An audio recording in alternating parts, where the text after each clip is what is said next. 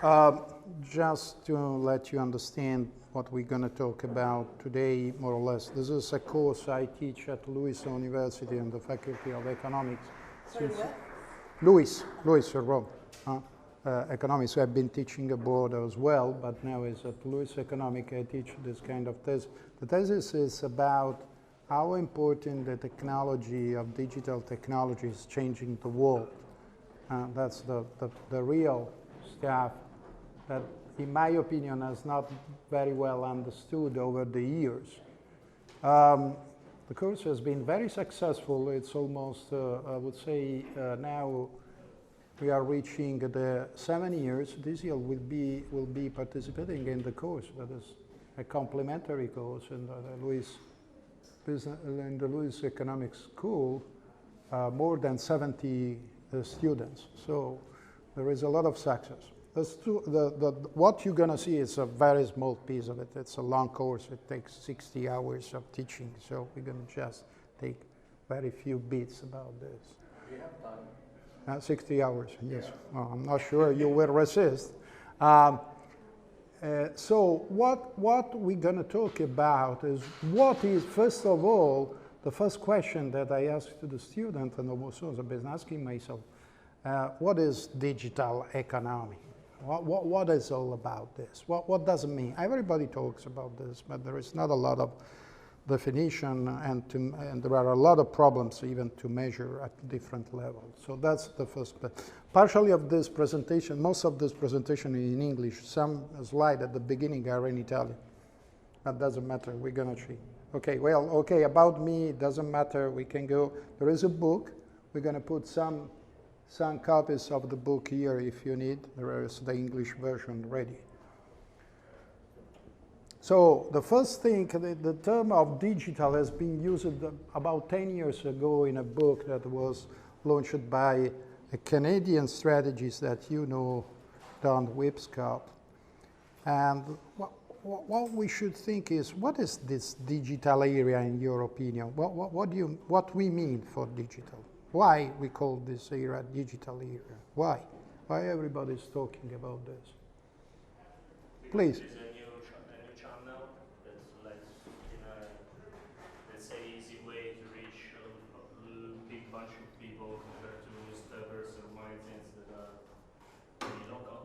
But why we think, and why you are here, it means everybody feels it's an important.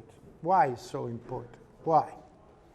Which are the key drivers? It's affecting business models. It's impacting business model, yes. But what does it mean?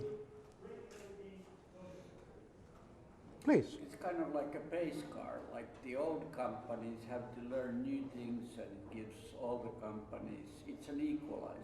Everybody starts anew. Well, that's a good point, but maybe it's not the right point, because if it was just an equalizer, probably it will be something like electricity. Everybody needs it, and that's it. So what is the key point? Why digital is so important for the entire humanity? Which are the key differential points? Communication. For sure. Changing communication. Yeah, changes communication. Well, we can go over and over about this discussion, and this is part of the exercise I do to university, because it's exactly now to think to something that everybody implicitly thinks that is given. It's obvious, it is, but it's not. And to find the key reason why it's so important is much more difficult than it could appear to be. But there are reasons that has been researched a long time, and there are reasons why digital, and previous of that, what we've been talking about online, or we've been talking about internet, are so important. One thing has been said in the previous slide. There has been no other technology in the world that's been reaching such a huge coverage as internet. No other technology has been reaching now 3.5 billion inhabitants on Earth, so in such a limited amount of time. And the second point, for sure, This is a consumer technology. This is a revolution in the history of humanity, because normally high technology has been used by enterprise before, large enterprise, and then going down to small enterprise and finally entering consumer hand. As has been demonstrated also by the latest Apple mobile phone X10 or whatever they want to call it, you can get even facial recognition that there's plenty of companies not even thinking about in your hand. So consumer digital era is the consumer power era that was not even before. And I can demonstrate different area where the consumer era is really coming.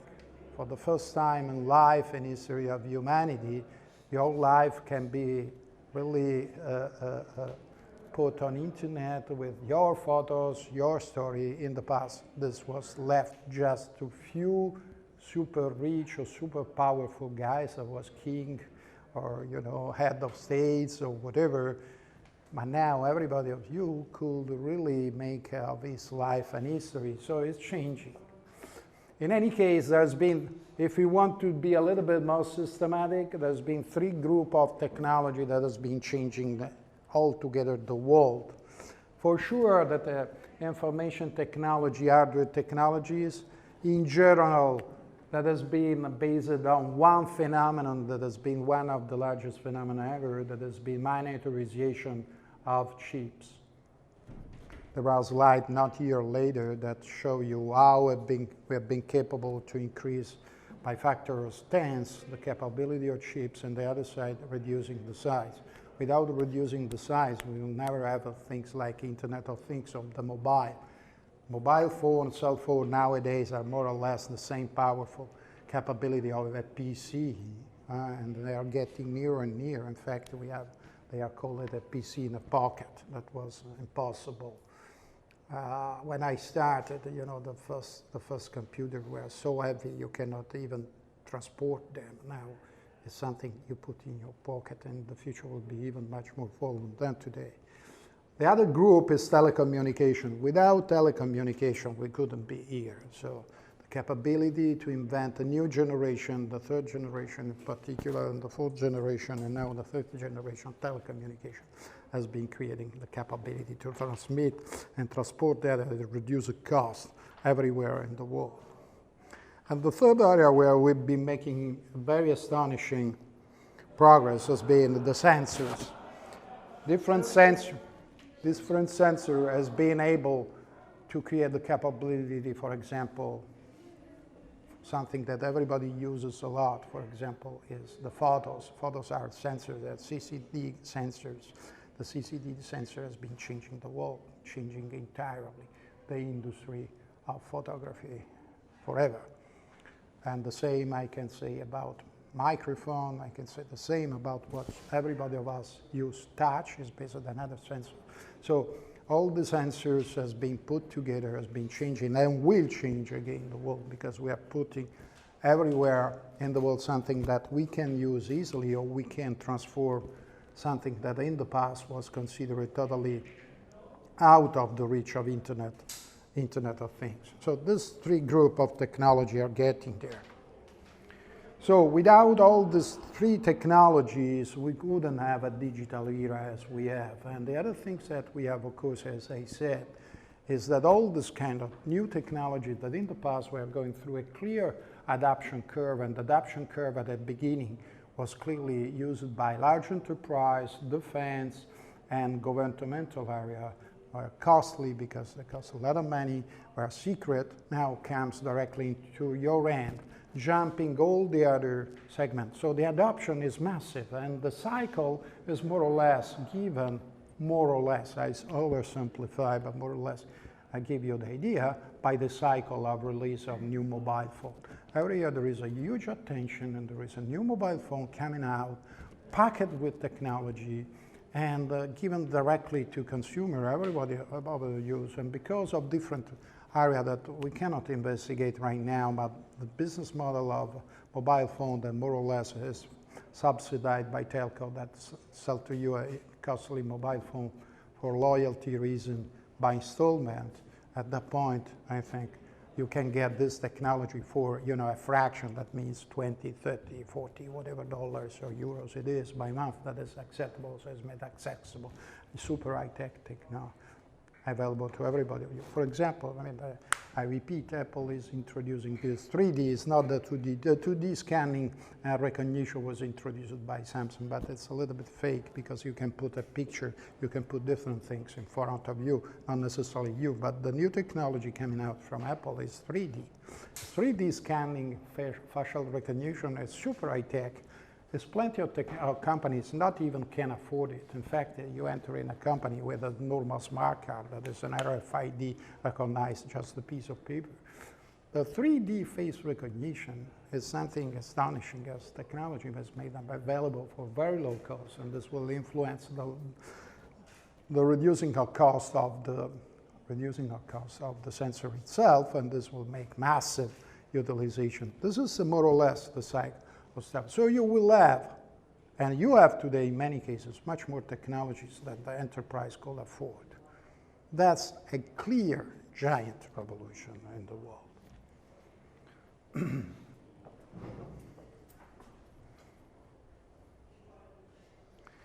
Which are the key characteristics of the digital era? First of all, there is a potentiality to access knowledge and to create knowledge that has never been the case in the past. It's totally new to the world. In the past, and maybe some of you has been going to universities like me in another year where you have to do to the central or the national bookshop or the national library, waiting hours to get books and to get your thesis. It was also really a complicated, bureaucratic, is the book there, not can access it. Now all this kind of stuff are gone away. Of course, there is a production of and the accessibility of knowledge without any precedence, and that means also transmission and circulation between the entire globe that was not possible in the past. The other key difference that you know and you are using a lot is the personal media. What does it mean personal media? It means that you can personalize every kind of information the way you like. This is a clear trend. You can read not just a newspaper as has been given for hundreds of years, or television program as has been given to you for tens of years, or the music in a disc has been packaged by Music Corporation for tens of years, but you can create with Spotify your personal media program on music, and the same with YouTube and television and movie, etc. So that's what personal media means. That is a total individualization of access to also entertainment. This is something that has been made possible just by the combination of internet power and, of course, by telecommunication, as we said, and also mobile phone. Another thing that has been based has been changing, has maybe lateral, but also the research in universities changing is much more based on data, on capability to access data that was in the past, because of course now the reduction of cost is huge even in making research, at least in some area like human and social sciences. The other factor is clear that this kind of technology now is available in every place on the world, at least in places that are not so poor that they know even food. So we see something that was considered distant, like, for example, the China economy that is entering more and more in high-tech, very high speed, because the diffusion of this kind of technology, the accessibility to this kind of knowledge, the capability to distribute the knowledge around the world is making also high-tech. It was something in the past, a kind of differentiation for Western economy, making totally different. In fact, you see a lot of Asian economies getting access to super high-tech, and also the security of the world is changing, as you see now with North Korean case. Clearly, they access something like, the hydrogen technology and bombing, etc., much more accessible. It's a matter of fact. It's not just a case that is happening nowadays.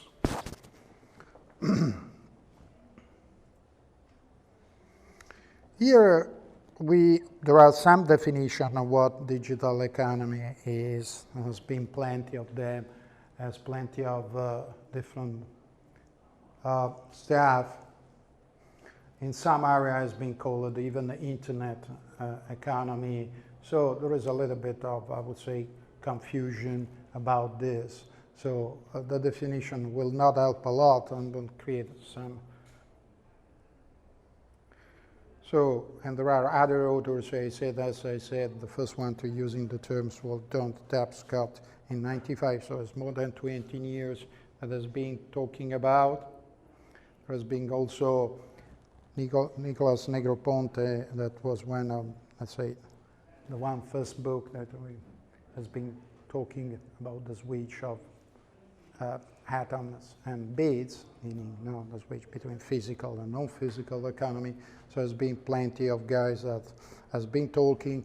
Somebody has been talking more recently about the zero marginal cost economy, where there are no marginal costs in digital economy, but it's false. It's not exactly, it's much more for public. It's not exactly a very good scientific definition. So something that could be more helpful in understanding what a digital economy is much more switching from definition that are not covering very well the stuff to which are the key components of it.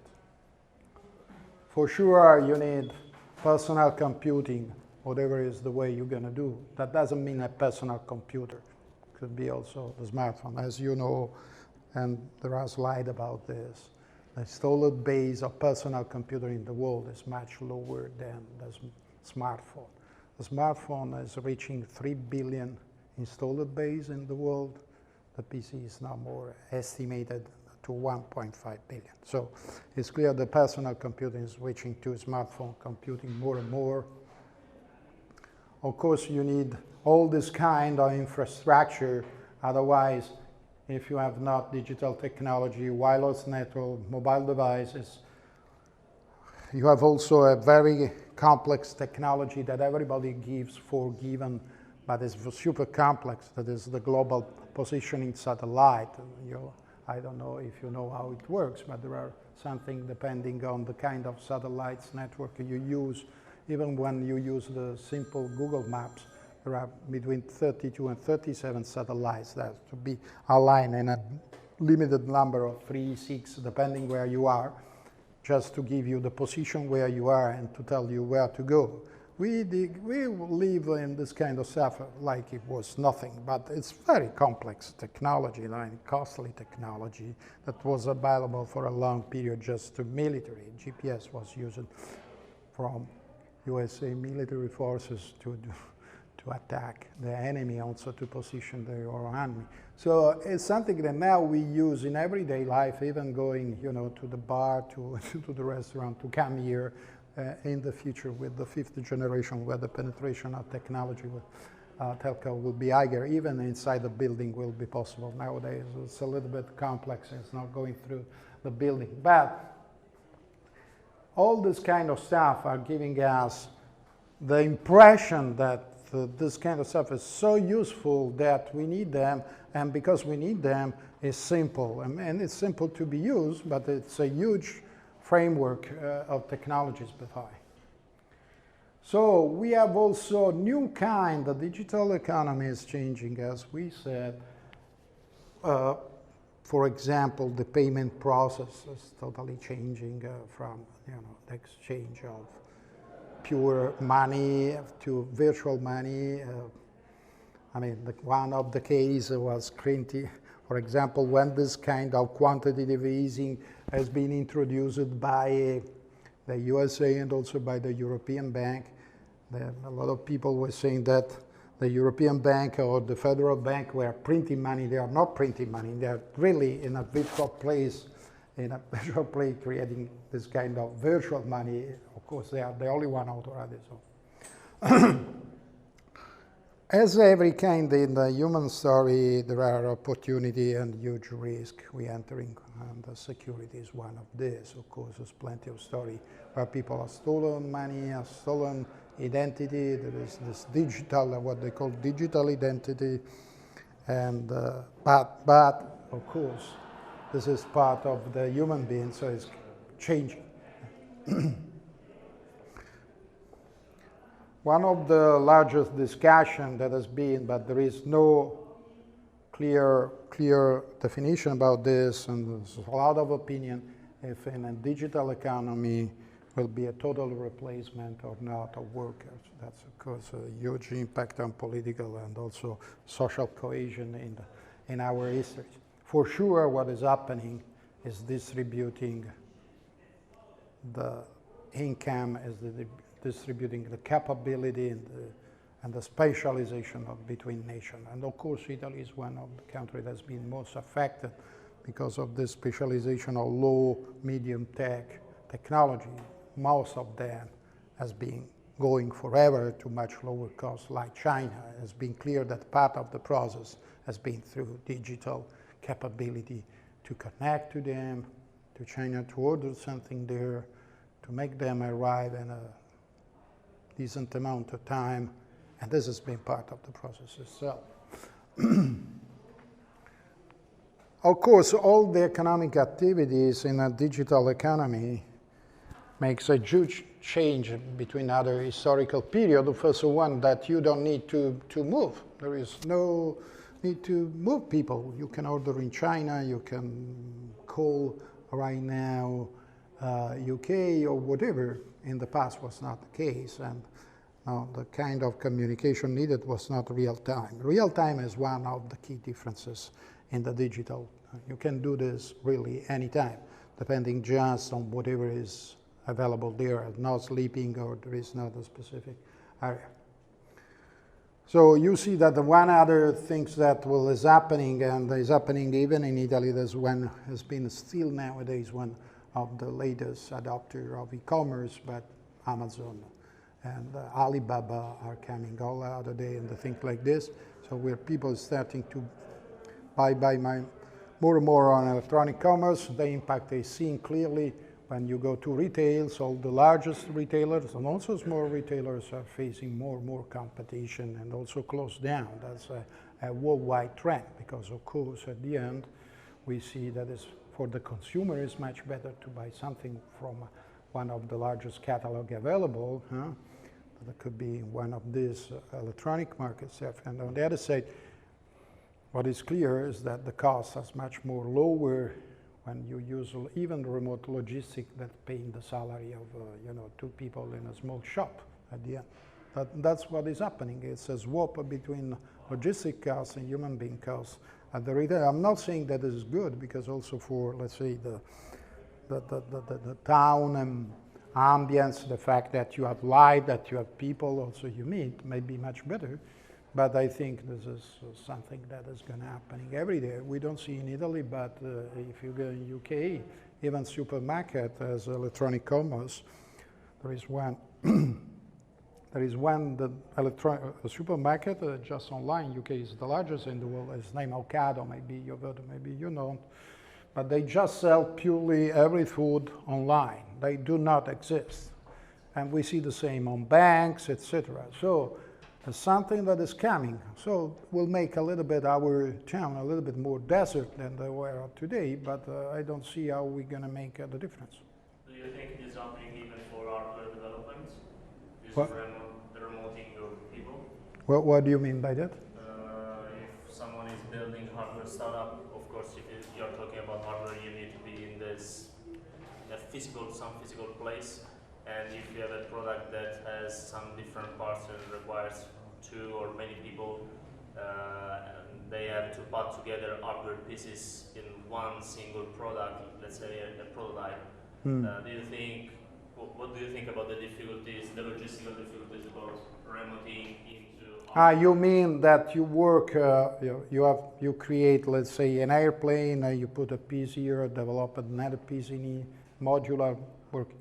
Yeah, but this is happening nowadays. It's already, if you go to Airbus industry, you see they They put together the Airbus in different part of Europe, and they put all the pieces together. And the same you can say for McDonnell and Douglas. They produce something in Europe, something even in Italy. At least for single specific sections, they are. Yeah, I mean, because communication and the capability to work real time, to have video communication real time, is changing the world. It's clear. It's clear, and will change also, fortunately, unfortunately, the distribution of wealth. It's happening. It's happening. Why you should produce something in Italy when you can produce this in China? It's happening every other day. A lot of production that were made in Italy are low, medium technology, I don't know, are not produced here anymore. Italians are obliged to move to design piece of it, and then they send to China to produce it, because the cost of Italy is not anymore acceptable. And even what has been the first delocation process phase that was made, sending to Romania or lower cost, is not acceptable anymore. The only thing that still resists, but because of duty and custom duty, is automobile, not because automobile creates so much employment that is defended by the countries. So you can defend it, but you need duties, and then duties policy create, duties battle and custom battle between the countries. So it's something that is not easy to be done. Also, USA has been losing a huge quantity of capability manufacturing. All the hardware manufacturing is gone in PC, you know that. Now Trump is trying to recover and going back, but it's not easy, because when you produce this kind of chaos, something let's say between 5 and 10 times less, it's not a matter of you want to do it. There is no chance. Of course, many has been said, even it's also partially true, the entire economy is moving to information much more than it was in the past. Of course, still physical goods are changing, but of course, the more we go ahead and the more we have this kind of, let's say, digital economy, every kind of good will incorporate more and more information. This is true even for food. We would like to know where the food is coming, which kind of technology has been used, I don't know, fishing, or which place has been. So that was simply unthinkable some years ago. We would like to track down, every single step of, I don't know, feeding a pork or whatever. That's part of this new kind of economy. One thing that you will not see, but there are a lot of evidence in the research, is also because another thing is happening, that there is much more education in the world. People have been spending much more time at school. So people are much more alphabetic, really basically literate, so they can read that much more than was in the past to understand, for whatever they are, Italian or whatever, they can watch some movies of the early 60s, so after the Second World War, you can see the number of people that were not even able to read. This is totally changing the world, of course, because you cannot get access to information if you are not at least alphabetic capabilities. On the other side, there's oversimplification to access information through mobile phone, touch, etc., make this available to everybody. So now people are much more capable to analyze what they would like to have that was in the past. And they want more information that was in the past.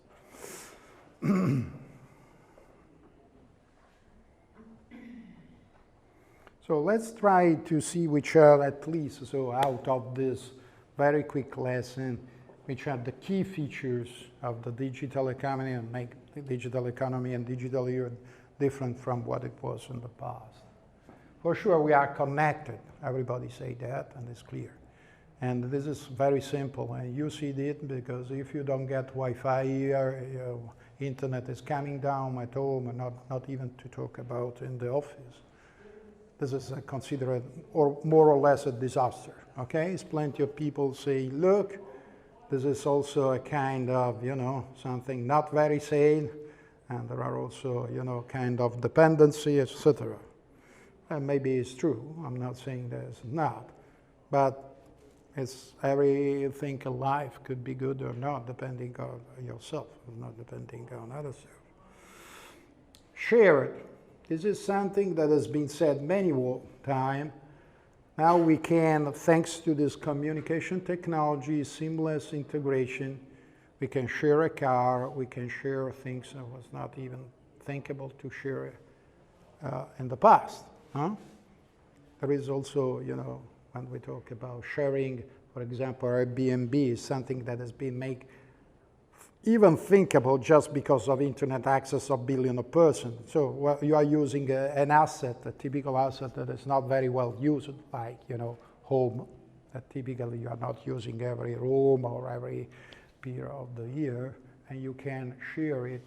Sharing, it seems a little bit, how to say, social and ethical. Really, you make a little bit of money out of an underutilized asset. So if you want to be, how to say, social or political, you say you share. Really, you make some money out of it. But to make, and the same for the car, say blah blah car, it seems so good, so ethical, so green, so blah blah. It's not. It's something simple that thanks to the digital technology, you create a way to, if you go from here to Milan today or whatever, you can send a message through blah blah car to everybody who want to go there and share the cost. But sharing the cost is that you have to go to Milan. You make some money out of it, otherwise you will pay everything out of it. That's the reality of fact. And the same for sharing your house. Maybe you don't want to do it, but maybe you make some money or you are not there. That's a very simple way to make it. So it's probably less ethical than people would like to see.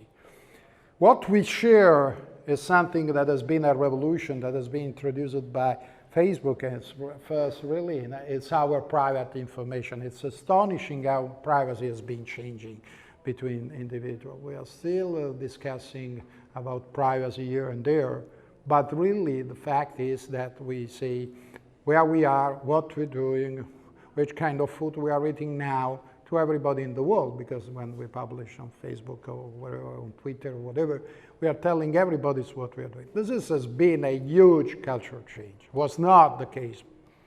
Before Facebook was almost an internet, a kind of net ethique not to publish private stuff. Now it's really happening the opposite. I just bought these shoes, I'm here, and of course the selfies, etc. So it's a demonstration of what has been said. We are going more and more toward the personalized media, where each of us is being, for the first time in history, the author of his own story, life, etc., and likes to tell to the world, to everybody who cares, friend or not, what he does, even stupid things, what I'm eating right now. This is astonishing. This has been made possible something that maybe you do not think a lot, but the reduction of cost of telecommunication, the reduction cost of the sensor CCD, the FOS, and the reduction cost of mass storage, because you are storing all the stuff for free. You are paying nothing to put all your pictures or whatever somewhere in the world that costs a lot of money. But there's been the reduction of cost of all the stuff, even movies, is possible thanks to goods. But this was not the case previously, because it costs a lot of money also, the mass storage. This has been thanks also to the progress of technology in mass storage. Has been astonishing. Now you can put in a micro SD, the last version of a gigabyte, something like this, was not even thinkable 10 years ago. So there's been a lot of progress technology making. Okay, we have been talking about personalized in many areas, okay? And you see that you receive messaging from Amazon even about what you bought, what you can be, etc. So it's very seamless, direct, and personalized. And of course, in general, you see that what is called the middleman, you know, the retailer, whoever you want to call it, is going to be bypassed by many teams. That's another area where the economy, digital economy, make huge cut. And cut also workforces, because we have to face also the problem we're going to face. It's clear that there is a concentration in creation of new enterprise, on digital enterprise, a new way to create value. But many of the jobs that were being done are gone, and probably are gone forever.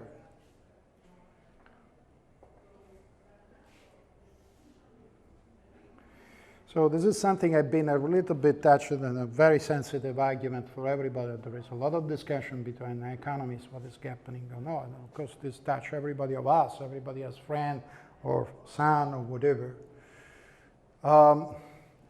First thing that the digital economy did has been automating some kind of jobs that were easy to automate. Okay, that has been the first step. What is now threatening everybody is the new generation of automation, what they call this artificial intelligence jobs, based, this assistant job, the secretary job, even the driver job, where over time the new dream of artificial intelligence, of what the school is all about, will be attacked.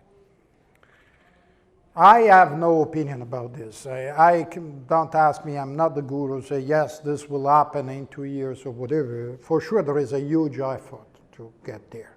There is a huge effort to automatize a lot of complex jobs. And you think about this driverless car, there is a lot of technology there, and there are demonstrators that at a certain degree, I'm not entering the details about the detailed map that are needed, that are not the map that you see on Google Maps, but much more precise one, 3D, real-time, etc., technology, a rider, leader, etc. But all this kind of stuff seems at a certain degree, given the increased capability of computer power that we are able to achieve, will be one day done. I'm not sure it will be 2 years, 5 years, etc. These huge jobs problem that are not the one that you see today, for example, in the battle between Uber and the taxi driver that pay a license to get this kind of stuff, will open a much, much larger problem about, let's say, lower level of education jobs. This could potentially be dramatic for the cohesion and even the existence of our society in the future, because as simple as everybody sees, it's clear that there is a huge concentration of wealth in some company, in some region of the world, like Silicon Valley, Israel, and there are other regions of the world totally left out. So it's a problem. It's a problem because increase inequality at a very large degree. What is more and more happening, and it's very clear trend that I think in the future will be even much more than is today, we are more and more in a global market and the global job market. This is something that has been, let's say, less evident in the 5-10 years. The job market was much more national based, defended by law, by complexity, and this kind of stuff. This is changing, clearly changing. The volatility and the kind of, how to call it, liquidity of this job is changing. There is a need for certain kind of job, less of other.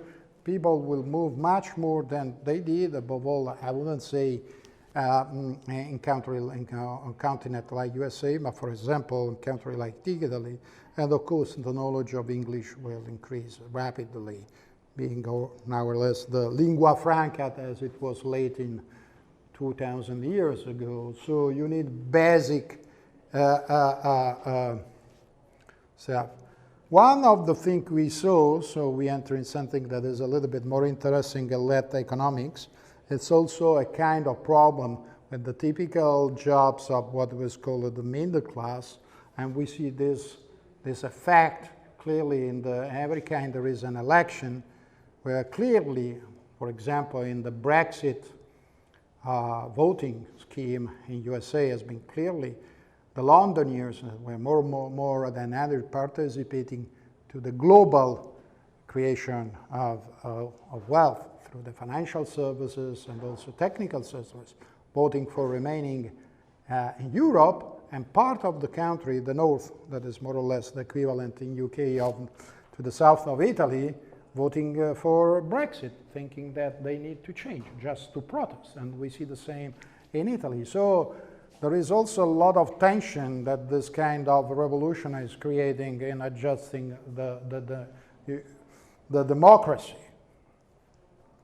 Of course, there's plenty of things that will be still a lot of jobs for mine workers, but the real threat that seems to coming more and more, and even this kind of jobs could be attacked. That is first time ever. First time ever. Let's say the idea before was you study a lot, you take your degree, and you are safe, and you get a decent salary and a long life or whatever job life, duration life work. It's not anymore because at least, I'm not sure, but there's plenty of things like journalists, like state journalists. Journalists' job is attacked every other day by things like Google News, the reducing value of newspaper as a container of media that is not, of course, as media personalized anymore, and it's not good that people are not buying it anymore. So they have a huge problem, and advertising is totally taken by Facebook and Amazon and Google. You don't know, Amazon is making $2 billion per year of just pure advertising. So there are 3 or 4 companies in the world that package altogether 60–70% of all the advertising spending online. That is a concentration never made before. So, of course, this is an opportunity for developing countries and for new countries, but this might be also creating huge problem to developed countries where we are used to have a standard of living that is a little bit higher. Another point that is a typical point is the consumer power. This is first time ever each of us has a huge power in making the final decision. Was not the case in the past. Now we have the largest amount of information available. Let's think about, you know, we want to buy a pair of shoes or Nike or a book or whatever. You go, or even, you know, I don't know what today, an oven or a car or a television set. We simply go in a comparative mechanic search engine about pricing or whatever, and just we say, you know, I want this, I want that. And something that in the past was more or less impossible, now you're making a matter of seconds. You can create a very, very strong opinion, a very good opinion, even a scientific opinion about the quality of the TV set, getting the reviews or analyzing the technology. It's just you, how much you want to go there. And you know much more than the person that is selling that TV or selling that fridge or that dishwater or whatever it is. So just a demonstration, and you can get the perfect pricing comparison, and you can even analyze a comparative pricing about the logistics. So it's clear that the power is going toward consumer.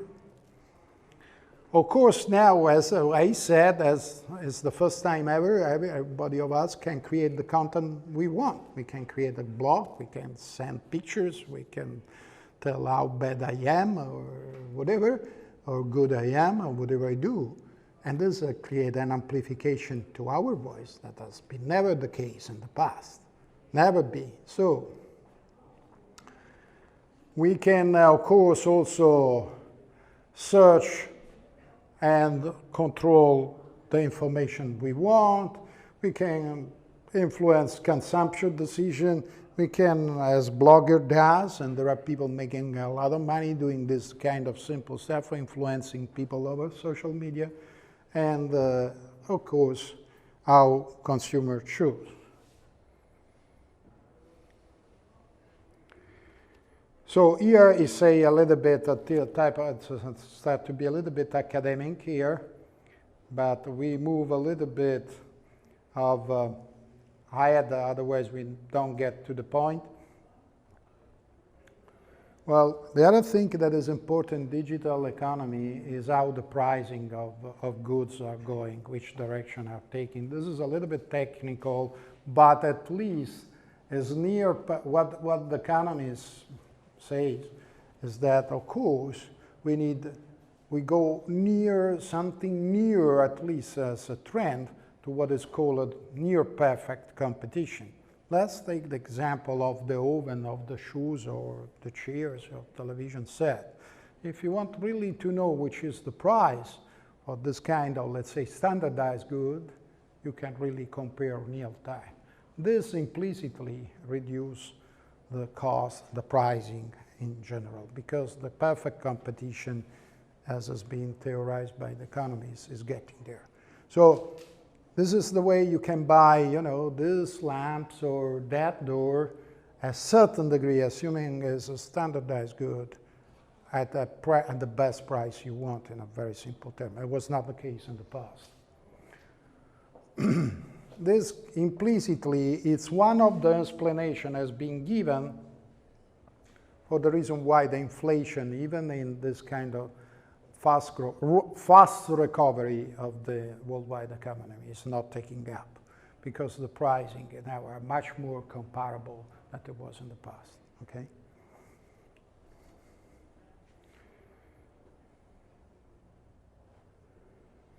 This is one point I would like to make. This kind of dynamics, very well known. That is this kind of approach.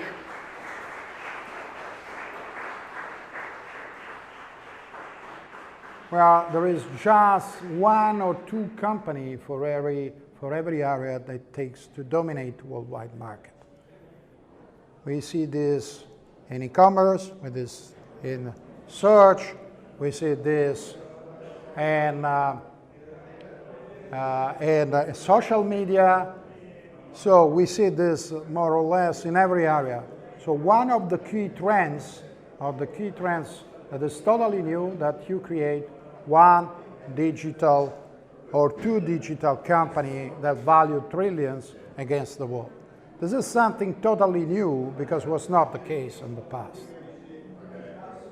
Maybe we are reaching the end. Of course, it's much longer. As we have been talking about plug and play business model, you have been meaning, yes, this is something that is changing. Now people, in the past, they just, and the company, just one business model. This business model are moving much faster. And the company are obliged even to scan every other day to say if this is wrong or not. I can make a very simple example of that. Amazon was selling just his own kind of stuff. Now it's selling his own stuff, but it's selling also the competitive stuff. And when you go over the site, you can see that for the same type of shoes, you got the Amazon one, but also the competitor of the same item.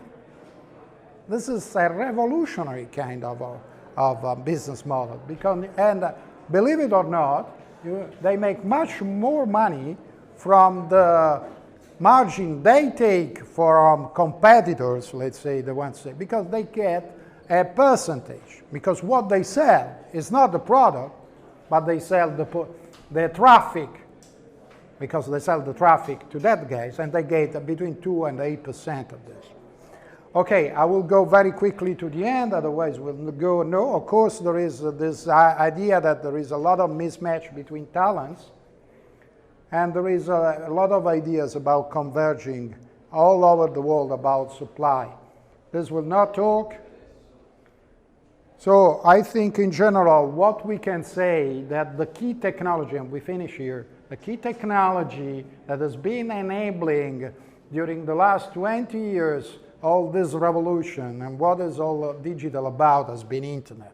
Without internet, we will still remain the era where there was enterprise with a PC, that means a kind of secluded silos. Here everybody tends to talk to everybody. This is one of the largest ever revolution that humanity has been ever facing. And we are just at the beginning of it.